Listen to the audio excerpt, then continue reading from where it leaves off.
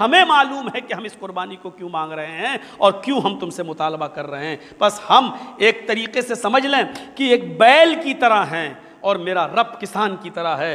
ہمیں نہیں معلوم کہ میرا مالک مجھ سے کھیت کیوں جتوا رہا ہے، قربانی کیوں مانگ رہا ہے، لیکن میرے مالک کو اس کا مقصد معلوم ہے۔ اس لیے ہمیں اور آپ کو وہ کام کرنا ہے جو میرے مالک کو پسند ہے، جو میرے رب کو پسند ہے۔ لائے ہو جو میرے سر کے نیچے آپ نے رکھ دیے، جب آپ میری گردن پہ چھری چلائیں گے تو یہ چادر خون میں سن جائے گی، لت پت ہو جائے گی، اس لیے اس چادر کو آپ نکال لیجئے، اور جب میں ٹھنڈا ہو جاؤں، جب میں ذبح ہو چکا ہوں اور جب میں بالکل ٹھنڈا ہو جاؤں تو اسی چادر کو کفن بنا کر کسی گڑھے میں مجھے گاڑ دینا۔ جو لوگ کہتے ہیں کہ جن لوگوں پر زکوٰۃ فرض ہے انہی لوگوں پر قربانی ہے، وہ غلط ہیں۔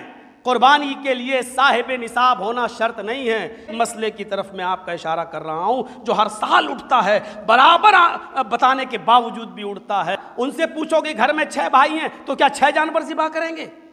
مالی صدقہ ہوا، قربانی نہیں ہوئی، وہ مالی صدقہ ہوا۔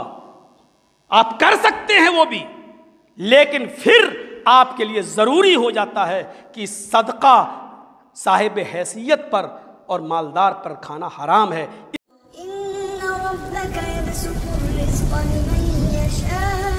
اللہ تعالی لن ينال الله لحومها ولا دماؤها ولكن يناله التقوى منكم رب اشرح لي صدري ويسر لي امري واحلل عقدة من لساني يفقهوا قولي۔ حمد و ثنا، تعریف و توصیف، کبریائی و بڑائی کے لائق ذات اللہ تبارک و تعالیٰ کی ہے، جو وحدہ لا شریک ہے،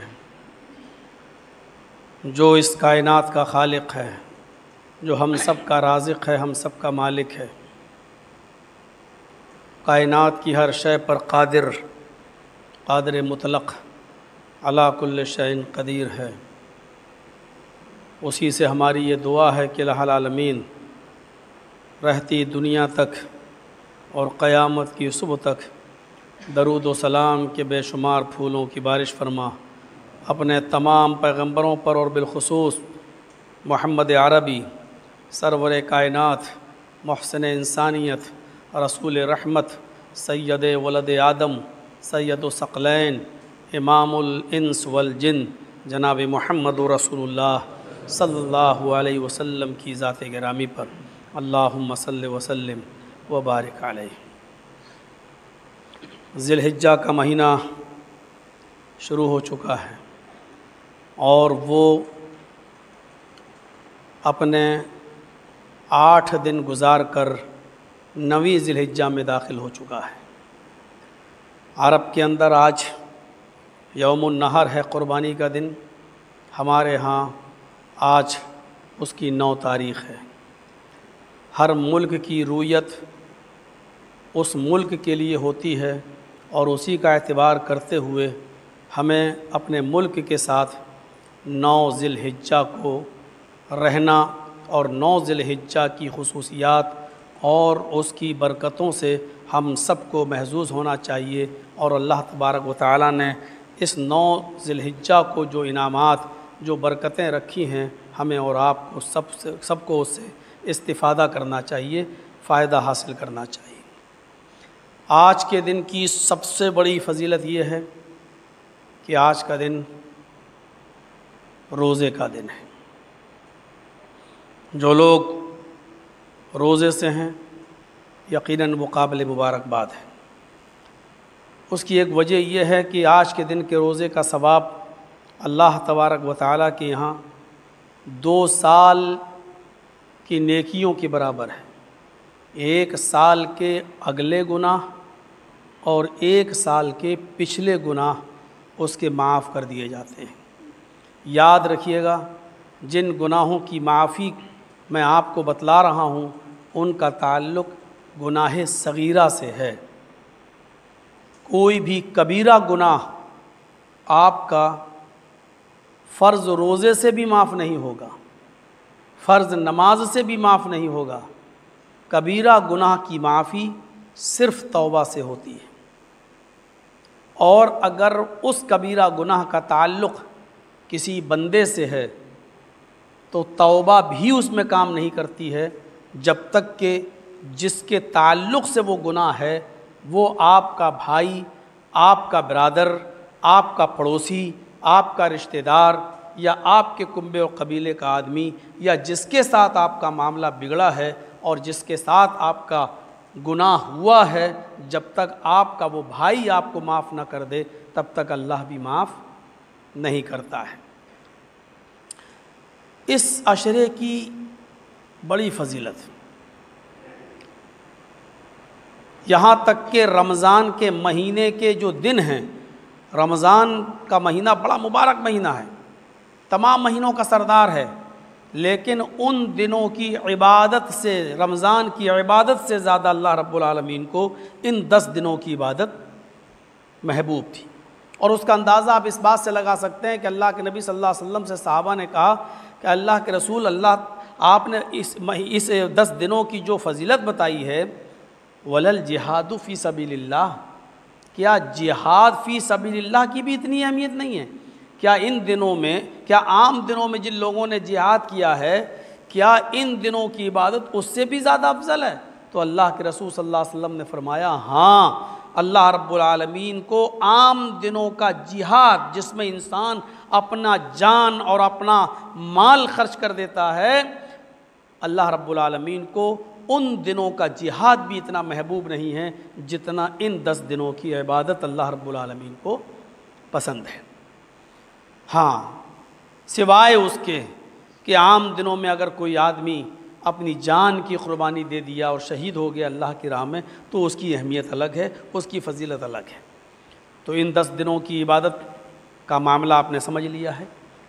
حافظ ابن کثیر رحمۃ اللہ علیہ نے قرآن کی اس آیت کی تشریح میں لکھا ہے کہ وَاذْكُرُوا اللَّهَ فِي أَيَّامٍ مَّعْلُومَاتٍ اور وَاذْكُرُوا اللَّهَ فِي أَيَّامٍ مَّعْدُودَاتٍ، اللہ تبارک و تعالیٰ کو گنتی کے چند دنوں میں یاد کرو اور معلوم دنوں میں یاد کرو۔ اس سے صاف اپنی مشہور تفسیر ابن کثیر میں لکھ دیا ہے کہ 1 تاریخ سے لے کر 13 تاریخ تک، چاند جب ہو جائے تو تاریخ شروع ہو جاتی ہے، اس کے دوسرے دن پہلی تاریخ نہیں ہوتی ہے۔ جیسے آج کی رات کا اگر چاند ہو گیا مغرب کے بعد تو مغرب کے بعد سے ہی وہ تاریخ چینج ہوتی ہے۔ عربی میں تاریخ مغرب کے بعد چینج ہوتی ہے۔ مغرب کی اذان ہوئی، چاند نظر آ گیا، تاریخ بدل گئی۔ اس تاریخ کے بدلتے ہی 1 تاریخ شروع ہو گئی۔ کہتے نہیں 29 کا چاند ہے کہ 30 کا چاند ہے، تو 30 کا چاند ہو یا 29 کا، اگر چاند ہو گیا تو وہ 1 تاریخ وہیں سے شروع ہو جاتی ہے۔ اور 1 تاریخ سے لے کر 13 تاریخ کی شام تک، جب تک وہ تاریخ چینج نہیں ہوتی ہے، یعنی مغرب کے بعد 14 لگے گی، تو 13 تاریخ کی شام تک یعنی مغرب سے پہلے تک یہ 13 تاریخ رہے گی۔ اور 13 تاریخ کی شام تک اللہ رب العالمین کی حمد، اس کی ثنا اور اس کی بڑائی اور کبریائی کو بیان کرنا چاہیے۔ اور اسی لیے اللہ کے رسول نے جو صیغہ بتلایا ہے اس صیغے کے اندر حمد بھی آ گئی، تعریف بھی آ گئی، ثنا بھی آ گئی، کبریائی بھی آ گئی۔ اور اسی لیے صحابہ کرام سے یہی تکبیر کے الفاظ منقول ہیں، اللہ اکبر، اللہ اکبر، لا الہ الا اللہ، واللہ اکبر، اللہ اکبر، وللہ الحمد۔ یہ عید کا چاند ہو جانے کے بعد سے شروع ہو جاتی ہے۔ چلتے پھرتے اٹھتے بیٹھتے بازاروں میں، عبداللہ ابن عمر کی روایت ہے، ہم لوگ جب ان دنوں میں بازاروں میں جایا کرتے تھے تو تکبیر کی آواز سے بازاروں میں گونج ہو جایا کرتی تھی، یعنی صحابہ کرام اس کو بلند آواز سے پڑھا کرتے تھے۔ چونکہ یہ حکم عام ہے اور اس کو خاص کرنے والی کوئی چیز نہیں ہے، اس لیے نمازوں کے بعد بھی تکبیر کے یہی الفاظ پڑھے جائیں گے، کیونکہ ایسی کوئی خاص روایت نہیں ملتی ہے کہ اس کو خاص کر دے کہ نمازوں کے اندر تو 9 تاریخ کے بعد پڑھی جائے گی، عرفہ کا 9 تاریخ سے لے کر 13 تاریخ تک، اور نمازوں کے باہر آپ 1 سے لے کے 13 تک پڑھیں گے۔ ایسی کوئی خاص روایت نہیں ملتی جو اس حدیث کو خاص کر دے۔ لہٰذا 1 تاریخ سے لے کر 13 تاریخ کی شام تک تکبیریں پڑھی جائیں گی، وہ گھروں میں بھی پڑھی جائیں گی، بازاروں میں بھی پڑھی جائیں گی، آپ کے اٹھتے بیٹھتے لیٹتے سوتے جاگتے بھی پڑھی جائیں گی، یہاں تک کہ نمازوں کے بعد بھی وہ تکبیریں پڑھی جائیں گی، اور اس کو کوئی چیز خاص نہیں کر رہی ہے۔ تو میرے پیارے ساتھیوں، ان چیزوں کا یاد رکھیے۔ میں نے عصر کی نماز پڑھی تھی 2-3 دن پہلے عالم پورے کے اندر، تو بالکل خاموشی تھی، سناٹا چھایا ہوا تھا، اور میں بہت جلدی میں تھا، لیکن جب دیکھا کہ سناٹا تھا تو وہاں کے امام صاحب نے کہا کہ مولانا کچھ بول دیجیے عصر کے بعد۔ تو میں نے کہا کہ یہ بولنے کا وقت تو نہیں، میں بہت ضروری کام سے کہیں جا رہا ہوں، ہاں لیکن ایک چیز میں بتا دیتا ہوں۔ تو وہاں پر میں نے صرف یہی تکبیروں کے بارے میں بتایا ہے کہ میں نے آپ کی مسجد میں سناٹا دیکھا ہے، خاموشی دیکھی ہے، تکبیریں 1 تاریخ سے لے کے 13 تاریخ تک پڑھنی چاہیے۔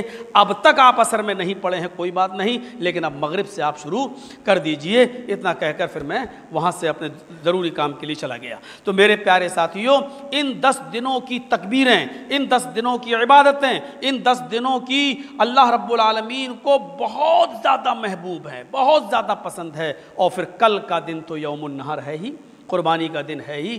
ہماری سمجھ میں آئے یا نہ آئے کہ لاکھوں بکرے ذبح ہو جاتے ہیں، لاکھوں جانور ذبح ہو جاتے ہیں، آخر اس کا فائدہ کیا ہے، اس کا مقصد کیا ہے؟ میرے پیارے ساتھیوں، کسان جب بیل لے جا کر اپنے ہل اپنے کھیت کو جب جتواتا ہے، اس کو چلاتا ہے اپنے کھیت میں، تو بیل کو نہیں معلوم ہوتا ہے کہ میرا مالک مجھے کیوں جتوا رہا ہے، میرا مالک مجھے کھیت میں کیوں دوڑا رہا ہے، میرا مالک مجھ سے یہ محنت کیوں لے رہا ہے، اس کو نہیں معلوم۔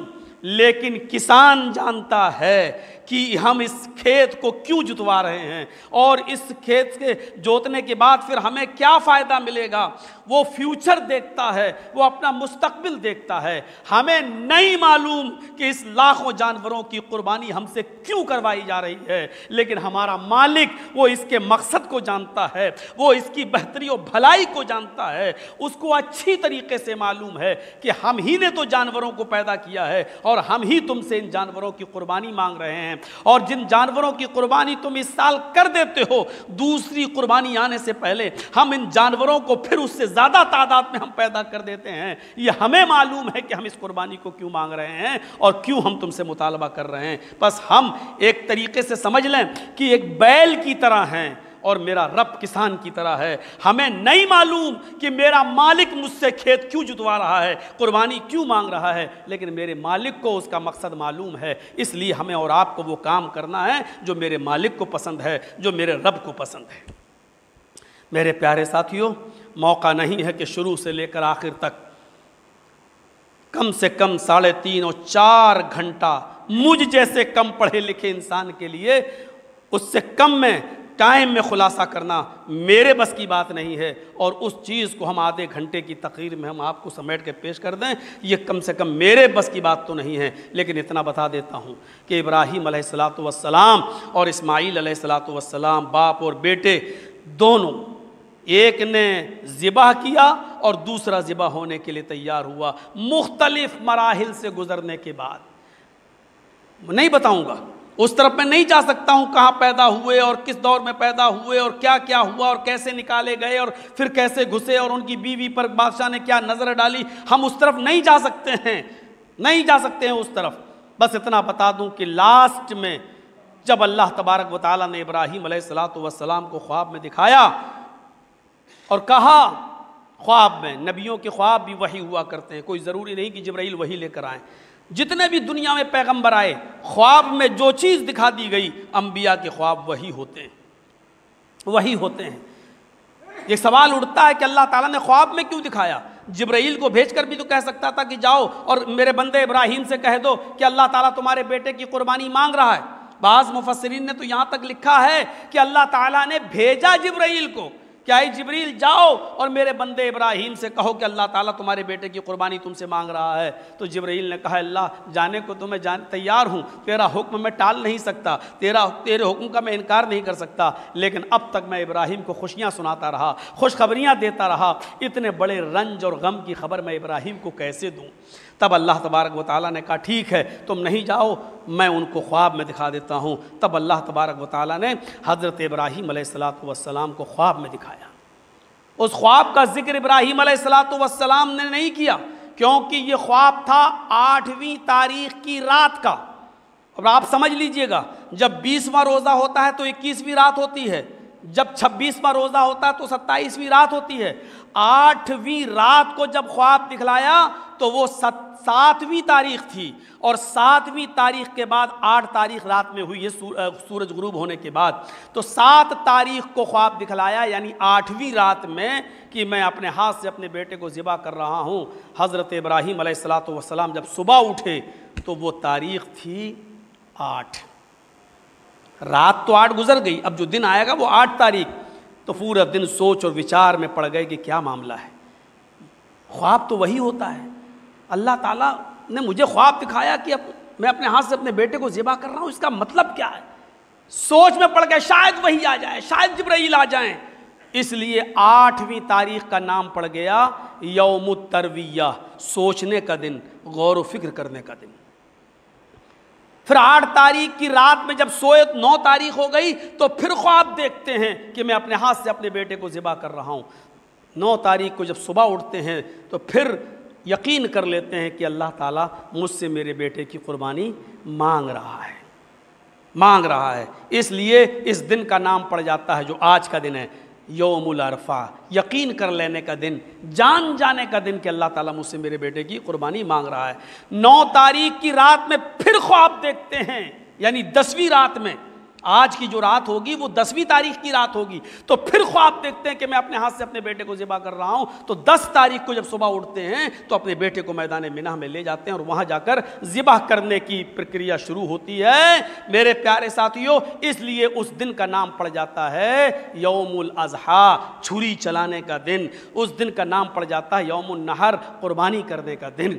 تو میرے بھائیوں, 8 تاریخ کو دیکھا, 9 تاریخ کو دیکھا, 10 تاریخ کو دیکھا, اور اس کے بعد وہ اپنے بیٹے کو لے جاتے ہیں, چھری بغل میں دباتے ہیں, کپڑے میں لپیٹتے ہیں, ایک رسی لے لیتے ہیں, اور اس کے بعد وہ اپنے بیٹے کو میدان منہ میں لے جاتے ہیں. اور جب میدان منہ میں لے جاتے ہیں تو وہاں جانے کے بعد دونوں کی گفتگو شنید ہوتی ہے, دونوں کی گفتگو ہوتی ہے. اور میدان منہ میں جہاں چڑیوں کا بھی گھونسلہ نہیں ہے, پرندوں کا بھی پر مارنے کی جگہ نہیں ہے, دور دور تک درختوں کا نشان نہیں ہے, کیونکہ درخت پرندے بھی ایسی جگہوں پر گھونسلے بناتے ہیں جہاں پانی ان کو آسانی سے مل سکے, لیکن یہاں دور دور تک پانی کا وجود نہیں ہے. اس جگہ پر لے جانے کے بعد جو کلام ہوتا ہے وہ یوں, یا بنیا انی ارا فی المنام انی اذبحک فانظر ماذا تری, او میرے بیٹے, او میرے لخت جگر, آج رات میں نے خواب میں دیکھا کہ میں اپنے ہاتھ سے تمہیں ذبح کر رہا ہوں. یعنی اللہ تعالیٰ مجھ سے تمہاری قربانی مانگ رہا ہے. فانظر ماذا تری, یہ رہی چھری, یہ رہی رسی, یہ رہا کپڑا جس میں لپیٹ کے لایا ہوں, اس کو میں نے پھینک دیا ہے. ہم تمہاری زبردستی نہیں کریں گے. فانظر ماذا تری, تم بتاؤ تمہاری رائے کیا ہے, تم بتاؤ تمہارا خیال کیا ہے. اللہ مجھ سے تمہاری قربانی مانگ رہا ہے, یہاں میں تمہیں ذبح کرنے کے لیے لایا ہوں, لیکن تمہاری مرضی کے خلاف میں کچھ نہیں کر سکتا. بتاؤ تمہاری رائے کیا ہے. اس جگہ پر گفتگو ہوتی ہے.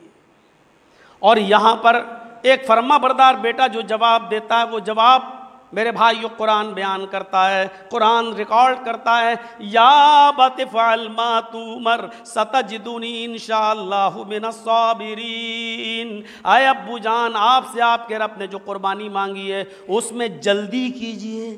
افعل ما تؤمر, جو حکم آپ کو دیا گیا اس کو جلدی سے کر ڈالیے, اس کو جلدی سے کر گزریے.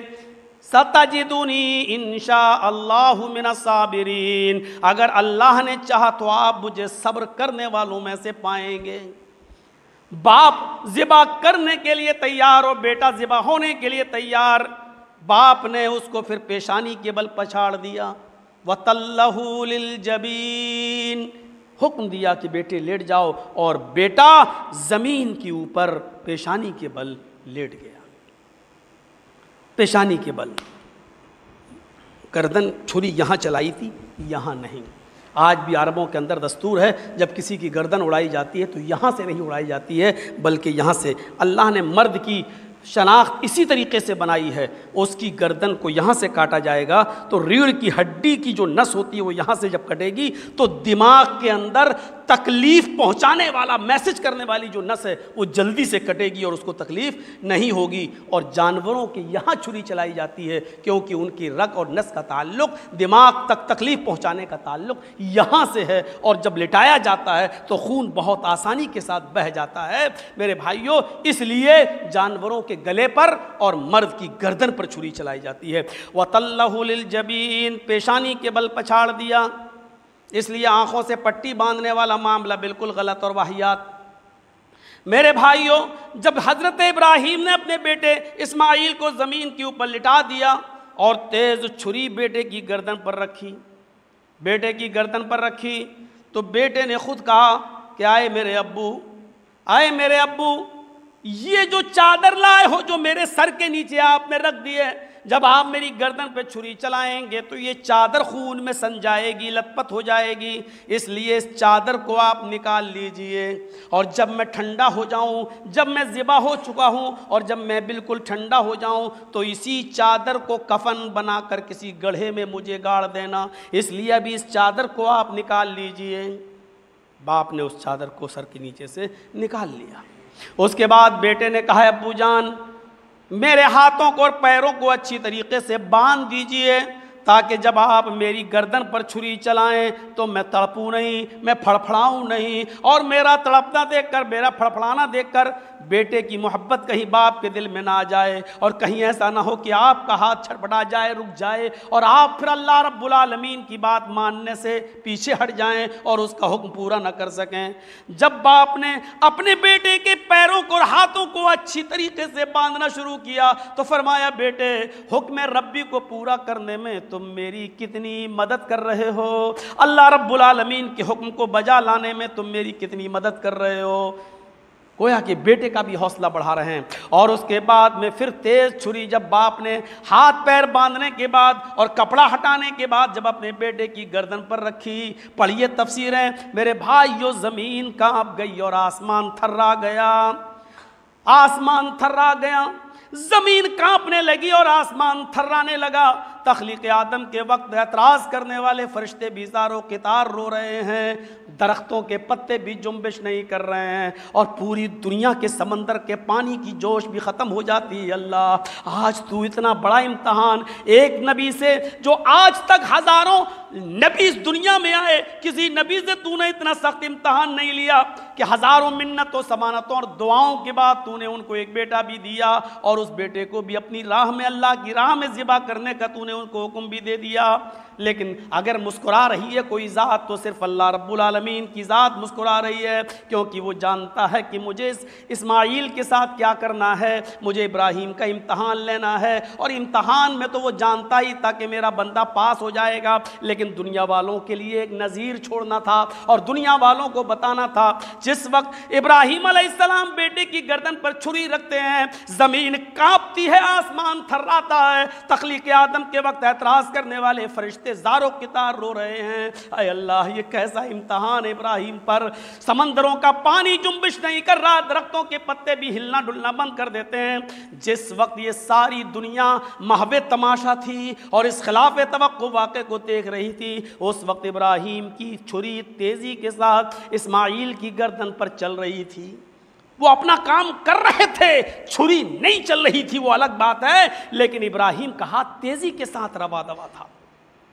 ابراہیم علیہ السلام دیکھتے ہیں کہ اسماعیل کی گردن کٹ نہیں رہی ہے, پتھر اٹھاتے ہیں اور اس پر اپنی چھری کو تیز کرتے ہیں, اور دوسری مرتبہ بھی چھری چلاتے ہیں لیکن چھری نہیں چل رہی ہے. تیسری مرتبہ پتھر پہ چھری کو تیز کرتے ہیں, پہ چلاتے ہیں, دیکھتے ہیں چھری نہیں چل رہی ہے. چوتھی مرتبہ پتھر پر چھری چلاتے ہیں, تیز کرتے ہیں اور چلاتے ہیں, تو آواز آتی ہے, قد صدقت الرؤیا ان کذالک نجزی المحسنین. میرے بندے ابراہیم بس کر, تو نے اپنے خواب کو سچا کر دکھایا. دونوں پنکھے بند کر دیجیے, دونوں پنکھے تھوڑا بند کر دیجیے. قد صدقت الرؤیا ان کذالک نجزی المحسنین. تو نے اپنے خواب کو سچا کر دکھایا, بس کر, پیچھے مڑ کے دیکھ. ابراہیم علیہ السلام نے جب پیچھے مڑ کے دیکھا تو دمبا ذبح پڑا ہے, اور وہ دمبا میری پرانی تقریریں پڑی ہوں گی، یوٹیوب پہ اٹھا کے دیکھ لیجئے گا، یہ وہی دمبا تھا جو آدم علیہ السلام کے بیٹے حابیل نے قربانی کے لیے پیش کیا تھا، اور اللہ نے زندہ آسمان پر اٹھا لیا اور جنت کے اندر چرتا رہا، کھاتا رہا، پیتا رہا، لیکن چونکہ اس دمبے کو موت نہیں آئی تھی، ہر دنیا میں آنے والے کو موت آنی ہے، اس لیے اسی دمبے کو پھر زمین پہ اتارا گیا اور ابراہیم علیہ السلام کے بیٹے اسماعیل کے فدیے کے طور پر وہ دمبا ذبح کر دیا گیا۔ میرے پیارے ساتھیوں، یہ مختصر سی تاریخ تھی، اور پھر اللہ نے فرمایا اے ابراہیم، ہم تیری اس یادگار کو بعد میں آنے والے لوگوں کے لیے بھی ہم باقی رکھیں گے، اس لیے اس قربانی کو جناب محمد رسول اللہ نے بھی باقی رکھا، بلکہ پوچھا صحابہ نے یہ قربانی کیا ہے، تو آپ نے یہ نہیں کہا یہ میری سنت ہے، بلکہ جواب میں فرمایا ہی سنت ابیکم ابراہیم، یہ تمہارے باپ حضرت ابراہیم علیہ السلام کی سنت ہے۔ پھر اس میں اپنی طرف سے احکام جوڑے محمد رسول اللہ صلی اللہ علیہ وسلم نے، جو قربانی کی استطاعت رکھتا ہے، قربانی کی طاقت رکھتا ہے، لیکن اس کے باوجود وہ قربانی نہیں کرتا، وہ ہماری عیدگاہ کے قریب نہ آئے، ایسے شخص کے لیے ہماری عیدگاہ نہیں ہے، ہمارے لیے عیدگاہ میں نماز پڑھنا ایسے شخص کے لیے نہیں ہے، اس کے لیے احکام جوڑے۔ پھر آپ نے اس سے اندازہ لگایا جا سکتا ہے کہ قربانی کی کتنی اہمیت ہے۔ جو لوگ قربانی میں صاحب نصاب ہونے کی شرط لگاتے ہیں وہ رونگ ہیں، وہ غلط ہیں۔ جو لوگ کہتے ہیں کہ جن لوگوں پر زکوٰۃ فرض ہے انہی لوگوں پر قربانی ہے، وہ غلط ہیں۔ قربانی کے لیے صاحب نصاب ہونا شرط نہیں ہے، قربانی کے لیے صاحب استطاعت ہونا شرط ہے۔ آپ کے پاس اتنی طاقت ہونی چاہیے۔ قرض لے کر بھی قربانی کی جا سکتی ہے، جس سے قرض لیا ہے آپ نے، اگر وہ آپ کو اپنے قرضے کی مہلت دیتا ہے کہ ٹھیک ہے آپ قربانی کرنا چاہتے ہیں تو آپ قربانی کر لیجئے، ہمارا قرضہ بعد میں دے دیجئے گا، اگر آپ کو وہ شخص جس نے قرضہ دیا ہے اگر وہ آپ کو مہلت دیتا ہے کہ آپ قربانی کر لیں، ہمارا قربانی کے بعد، محرم کے بعد، 2 مہینے کے بعد، 3 مہینے کے بعد اب ہمارا قرضہ دے دیجئے گا، تو ایسی صورت میں اب آپ کے لیے قربانی کرنا ضروری ہو جاتا ہے، کیونکہ جس نے قرض دیا تھا اس نے آپ کو مہلت دے دی ہے۔ ہاں آپ کے پاس یہ گنجائش ہے نہیں ہے کہ ہم 6 مہینے میں بھی نہیں دے سکتے اور اس کے دیے ہوئے ٹائم پر بھی ہم اس کا قرضہ ادا نہیں کر سکتے، تو پھر آپ قربانی نہ کریں، کیونکہ پھر آپ صاحب استطاعت نہیں مانے جائیں گے، پھر آپ کو اس کا قرضہ آپ کو ادا کرنا ہوگا۔ میرے پیارے ساتھیوں، قربانی کی اہمیت بہت زیادہ، اس 5-7 منٹ کے ٹائم میں ہم نہیں بتا سکتے ہیں آپ کو سارے کے سارے مسائل، بس ایک مسئلے کی طرف میں آپ کا اشارہ کر رہا ہوں جو ہر سال اٹھتا ہے، برابر بتانے کے باوجود بھی اٹھتا ہے کہ میرے صاحب اب جیسے اس سال ہمارے والد صاحب ہی نہیں ہیں، تو اب ہم چاہتے ہیں کہ قربانی میں میرے والد صاحب کو بھی ثواب ملے، تو کیا میں ان کی طرف سے بھی قربانی کروں؟ یہ سوال ہر مرتبہ اٹھتا ہے۔ میرے پیارے ساتھیوں، ہر مرتبہ آپ کو بتایا جاتا ہے میت کی طرف سے مستقل الگ سے کوئی ایک جانور کی قربانی کا کوئی ثبوت حدیث کی کتابوں میں نہیں ملتا ہے۔ اللہ کے رسول کی بیوی حضرت خدیجہ کا انتقال ہوا، آپ نے آخری سال 100 اونٹوں کی قربانی کی، لیکن آپ نے اپنی مرحومہ بیوی حضرت خدیجہ کی طرف سے کوئی قربانی نہیں کی۔ آپ کے 3 بیٹے اس دنیا میں سے انتقال کر گئے تھے، قاسم بھی، عبداللہ بھی اور ابراہیم بھی، لیکن آپ نے کوئی قربانی مستقل ان کی طرف سے نہیں کی۔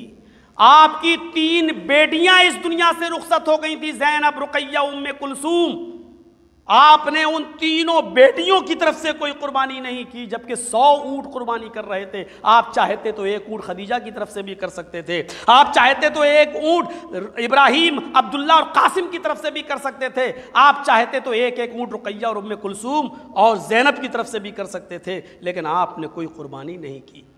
لیکن اس کا یہ مطلب نہیں ہے کہ آپ نے میت کو بالکل فراموش کر دیا، نہیں، آپ نے جانور میں میتوں کو شامل کیا ہے، اور وہ وہی دعا ہے کہ ایک ہی جانور پر جب آپ نے ذبح کیا، اس کو لٹایا اور اس پر جب چھری چلائی تو آپ نے فرمایا اللہم تقبل من محمد व अहले बैतिही, आय अल्लाह इसको मेरी तरफ से यानी मुहम्मदुर रसूलुल्लाह की तरफ से और मेरे पूरे घर वालों की तरफ से कबूल फरमा ले। और पूरे घर वालों का जब नाम लिया तो उसमें मुर्दा माँ बाप भी आ गए, नाना नानी भी आ गए, दादा दादी भी आ गए। फिर आपने दूसरा जानवर ज़िबा किया तो उसमें आपने फरमाया कि अल्लाहुम्मा तक़ब्बल मिन मोहम्मद व मिन उम्मत मोहम्मद, आय अल्लाह इसको तू मेरी तरफ से भी कुर्बान कर ले और मेरी पूरी उम्मत की तरफ से। यानी उम्मत में वो लोग भी शामिल हैं जो इंतकाल कर गए और उम्मत में वो लोग भी शामिल हैं जो क़यामत तक अभी पैदा नहीं हुए हैं और क़यामत तक आएंगे, तो इसलिए वो भी शामिल हैं। तो इसका मतलब, और जो मौजूद थे वो भी शामिल हैं, इसका मतलब यह है कि जानवर में ज़िबा करते वक्त उस वक्त तक आप मय्यत को शामिल नहीं कर सकते जब तक कि जिंदों की तरफ से आप कुर्बानी ना करें, और उसी जिंदा जानवर में उन मय्यत की तरफ से भी नियत कर लें। अल्लाह इसमें मेरे बाप को भी सवाब मिले, अल्लाह मेरी माँ नहीं अल्लाह उसको भी सवाब मिले, और जितने लोगों की आप नियत करेंगे एक ही जानवर में उन सबको सवाब मिलेगा। जब ये मौजूद है, नबी का नुस्ख़े कीमिया मौजूद है, नबी अकरम ने एक जानवर जब पूरी उम्मत की तरफ से कर दिया तो क्या हमारे माँ बाप दादा दादी नाना नानी एक जानवर में ज़िबा नहीं शामिल नहीं हो सकते हैं? मेरे भाइयों, दूसरों में जाओगे तो उनकी तरफ से तो एक जानवर एक ही आदमी के लिए होता है। उनसे पूछोगे घर में 6 भाई हैं तो क्या 6 जानवर ज़िबा करेंगे? होता है एक घर में 5 भाई हैं, किसी घर में 4 भाई हैं, और एक जानवर तुम एक आदमी की तरफ से करते हो तो वो 4 आदमी क्या करेंगे, वो 4 भाई क्या करेंगे? गलत है। एक ही जानवर पूरे घर वालों की तरफ से होता है, एक ही जानवर।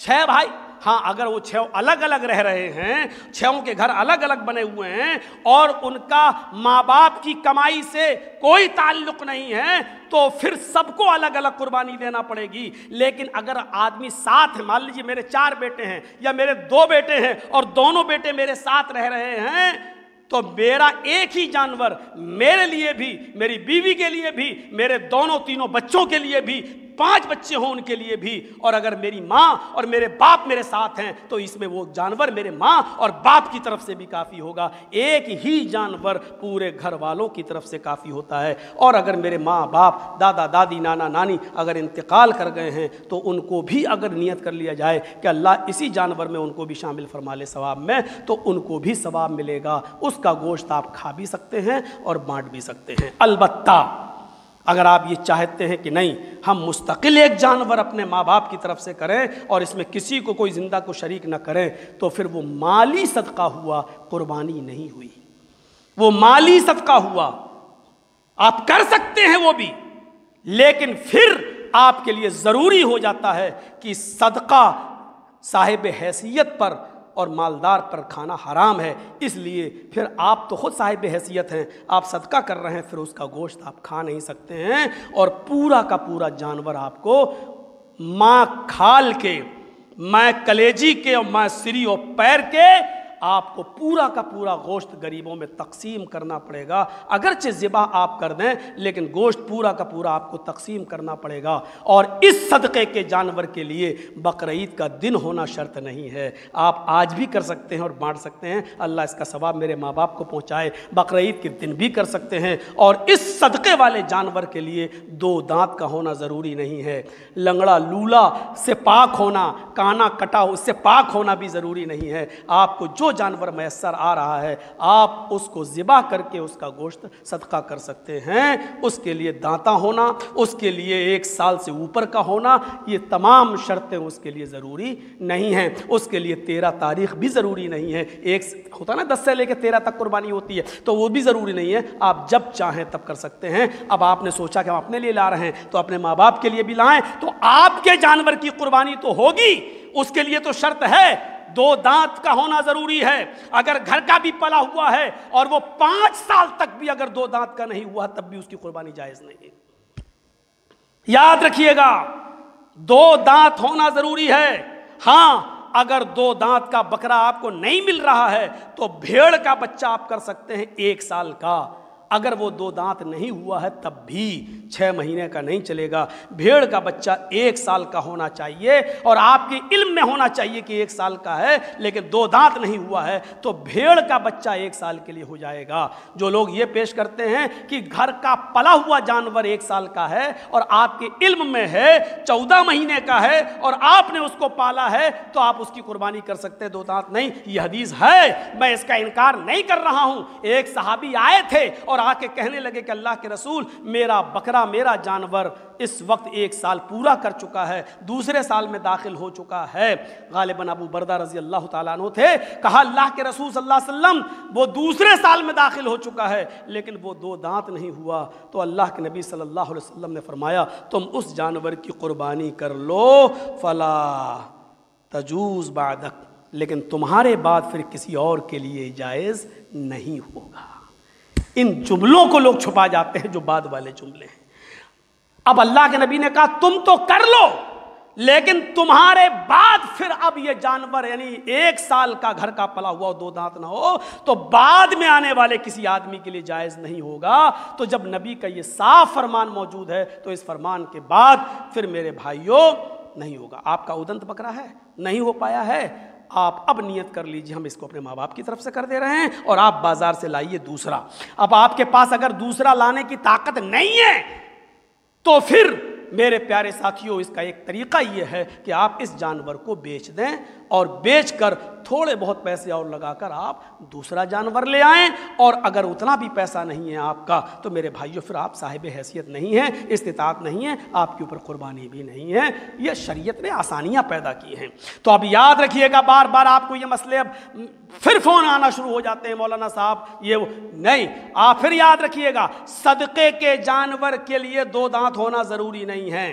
آپ بقرعید کے دن بھی صدقہ کر سکتے ہیں, بقرعید کے بعد بھی صدقہ کر سکتے ہیں, آج بھی کر سکتے ہیں اور کسی بھی مہینے میں صدقہ کر سکتے ہیں. اور صدقے کا پورا گوشت آپ کو بانٹنا پڑے گا, تقسیم کرنا پڑے گا. اگر آپ چاہتے ہیں کہ میرے ہی جانور میں, جیسے اب اس مرتبہ میرے پاس ایک جانور ہے, ہم جب ذبح کریں گے تو کہیں گے اللہم تقبل منی و اہل بیتی, اس اہل بیتی میں سب شامل ہو گئے ہیں. اور اہل بیتی کہتے وقت ہم دل میں یہ نیت بھی کر لیں اللہ میرے ماں, میرے باپ, میرے دادا, میری دادی, میری پھوپھی, میرے پھوپھا, اللہ ان کو بھی اس میں شامل فرما لے. تو آپ جتنے لوگوں کی نیت کریں گے اللہ بہت بڑا غفور و رحیم ہے. ایک ہی جانور میں جتنا آپ کو ثواب دے گا اتنا ہی ان کو بھی ثواب پہنچ جائے گا اور آپ اس کا گوشت کھا بھی سکتے ہیں اور دوسروں کو کھلا بھی سکتے ہیں. میرے بھائیوں اب قربانی کے دنوں میں آپ دیکھیے گا دعائیں بٹھیں گی, پرچے بٹھیں گے میرے بھائیوں, اور یہ ہوگا کہ یہ دعا پڑھو قربانی کے جانور پر چھری چلانے کے لیے مستقل کوئی دعا کسی بھی صحیح حدیث میں نہیں آئی ہے. یہ بھی ہم آپ کو بتا دیں. لوگ مولانا جرجیت صاحب کو لیے پھریں گے دعا پڑھ لو, لوگ حافظ صاحب کو لیے پھریں گے دعا پڑھ لو. میرے بھائیوں اللہ کے نبی صلی اللہ علیہ وسلم سے صاف یہ ثابت ہے, آپ انی وجہت وجہی للذی فطر السماوات والارض حنیفا وما انا من المشرکین. اگر اتنی لمبی چوڑی دعا آپ نہیں پڑھ سکتے ہو تو کوئی ضرورت نہیں ہے آپ کو اتنی لمبی چوڑی دعا پڑھنے کی. آپ قربانی کے جانور کو لٹا دیں اور لٹانے کے بعد وہی طریقہ ہونا چاہیے کہ اس کا چہرہ اور پیر سب قبلے کی طرف ہونا چاہیے, اس کا سر دکن سائیڈ میں, اس کی دم جو ہے اتر سائیڈ میں, اور اس کے بعد جب آپ اس کو لٹائیں گے تو اس کے سینے پر آپ کا داہنا گھٹنا ہونا چاہیے اور گردن ٹائٹ ہونی چاہیے. لوگ پکڑیں اس کو مضبوطی کے ساتھ اور جب چھری چلاتے وقت یہ دعا کر, دل میں چھری چلانے سے پہلے یہ دعا کر لیں کہ اللہ اس کو میرے اور میرے پورے گھر والوں کی طرف سے قبول فرما لے, میرے دادا, میری دادی, میرے ماں باپ کو بھی اس میں شامل فرما لے. اور اس کے بعد جب آپ چھری چلائیں تو بسم اللہ اللہ اکبر اور بسم اللہ واللہ اکبر دونوں جائز ہے. آپ یہ کہہ کر تیزی کے ساتھ چھری چلا دیں, اپنے جانور پر چھری تیزی کے ساتھ چلائیں تاکہ جانور کو زیادہ تکلیف نہ ہو. اور جب آپ چھری چلائیں تو اس کی 4 جو نالیاں ہوتی ہیں, 2 سانس کی, ایک غذا کی, خون کی, وہ چاروں کی چاروں کٹ جانی چاہیے, ایک دم نکل جانی چاہیے اور خون آسانی کے ساتھ بہہ جانا چاہیے. اللہ کے رسول نے فرمایا احسن القتل, جب تم اپنے جانور کو ذبح کرو تو اچھی طریقے سے ذبح کرو, رحم کے ساتھ ذبح کرو. اور جو چیزیں ضروری ہیں وہ یہ کہ ایک جانور کے سامنے چھری تیز نہیں کرنی چاہیے۔ جس جانور کو آپ چھری چلا رہے ہیں وہ ذبح کریں گے اس کے سامنے چھری کو تیز نہیں کرنا چاہیے۔ حضرت عمر فاروق کے سامنے ایک آدمی چھری تیز کر رہا تھا اور اس کا جانور وہیں کھڑا تھا، تو حضرت عمر فاروق نے اس کو کوڑے لگائے اور کہا کہ تجھے شرم نہیں آتی ہے، اس کو ڈبل موت دے رہا ہے، یعنی ابھی تو اس کو ذبح کرے گا اور اس کے سامنے تو چھری بھی تیز کر رہا ہے، تو یہ چیز جائز نہیں ہے میرے بھائیوں، جانور کے سامنے چھری تیز نہ کریں۔ حضرت عمر فاروق کا تو حال یہ تھا کہ جب وہ چھری بھی چلاتے تھے تو ایک ہاتھ اپنے جانور پر رکھ لیا کرتے تھے اس کی آنکھ پر، کہ چھری چلاتے وقت بھی اس چھری پر اس کی نظر نہ پڑے، اور اس کے بعد اس کو ذبح کرتے تھے۔ یہ تمام جو ہے رحم کے اصول ہیں، ضابطے ہیں۔ قربانی کرنا ہے تو پھر ہم اصول و ضابطوں کو سامنے رکھتے ہوئے کریں۔ اللہ تبارک و تعالیٰ سے دعا کرتا ہوں کہ بار الہ ہماری خطاؤں کو معاف فرما دے، ہمارے گناہوں کو بخش دے۔ روزے کا مہینہ بھی ہے، روزہ بھی ہوں گے، گرمی بھی ہے، پنکھا بھی نہیں ہے، ورنہ میں سوچ رہا تھا کہ آج 5-10 منٹ اور زیادہ لے لیتے، لیکن اللہ تعالیٰ سے ہم دعا کرتے ہیں کہ بار الہ ہم تمام مسلمانوں کو قربانی سنت رسول کے مطابق کرنے کی توفیق عطا فرما، اور قربانی کے جانور کا پہلا خون کا قطرہ گرتے ہی اللہ تو ہماری قربانیوں کو قبول فرما لے۔ اللہ اس میں غریبوں کی ہمدردی ہے، اللہ ہمیں ان قربانیوں کے گوشت کے ساتھ غریبوں کی رعایت اور ان کے حقوق کو ادا کرنے کی ہمیں توفیق عطا فرما۔ اے اللہ جب تک تو ہمیں زندہ رکھ، اسلام پہ زندہ رکھنا، اور جب ہمارا خاتمہ ہو تو ایمان پر ہمارا خاتمہ فرمانا۔ وما علینا الا البلاغ المبین، وآخر دعوانا ان الحمد للہ رب العالمین۔